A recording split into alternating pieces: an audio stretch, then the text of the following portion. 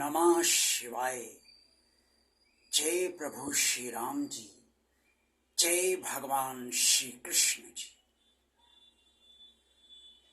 हम सब भगवान के किसी न किसी स्वरूप से लगाव महसूस करते हैं।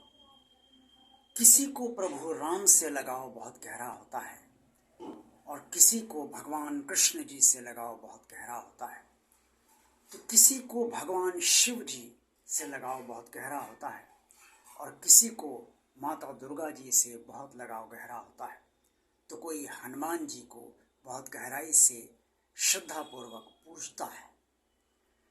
ये सबके हृदय के जुड़ाव की स्थितियाँ होती हैं। आज के वीडियो में हम आपको यही बताएंगे कि इनसे जुड़ाव आपका किस तरह से जीवन भर रहना चाहिए, ताकि आप इनसे कभी अलग ना हो पाए और ये भी आपसे कभी अलग होने के बारे में विचार भी ना करें। आप इससे पहले जिन श्रद्धालु भक्तों ने भगवान और आप चैनल को अभी तक सब्सक्राइब नहीं किया है, वो इसे सब्सक्राइब अवश्य कर दें भगवान का कार्य मानकर। और वीडियो अगर ये पसंद आए तो इसे लाइक अवश्य कीजिएगा।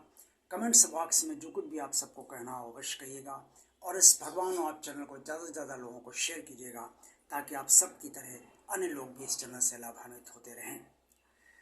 हमारा लगाव ईश्वर के किसी भी स्वरूप से तभी होता है जब हम उसकी तरफ अपने आप स्वतः ही बढ़ते जाते हैं। कुछ लोग समझते हैं कि वो स्वरूप ही उन्हें अपने से जोड़ लेता है और कुछ लोग ये समझते हैं कि नहीं, हम उससे स्वतः जुड़ जाते हैं। चाहे हम उससे स्वतः जुड़े या वो स्वरूप हमें अपने से जोड़े, जुड़ाव तो जुड़ाव है। ये नहीं सोचना चाहिए कि हम इस स्वरूप से जुड़े हैं या वो स्वरूप हमें अपने से जोड़े रखना चाहता है या जोड़ रहा है। हम जिस स्वरूप से भी जुड़े उस स्वरूप से जीवन भर जुड़े रहें। चाहे जितने दुख हमारे ऊपर आए, चाहे जिस तरीके के सुख हमारे ऊपर आए, चाहे जितने संकट आए, चाहे जो समस्याएं हों, वो स्वरूप कभी कभी ये भी देखता है और एक तरीके से वो आपके प्रेम को भी जांचना चाहता है कि आप जब वो आपका काम ना करे, आपकी किसी समस्या का समाधान ना करे और या आपकी जो चिंताएं हैं उनका निराकरण ना कर रहा हो, तब भी वो देखता है कि आप उससे वास्तव में हृदय से जुड़े हुए हैं या नहीं।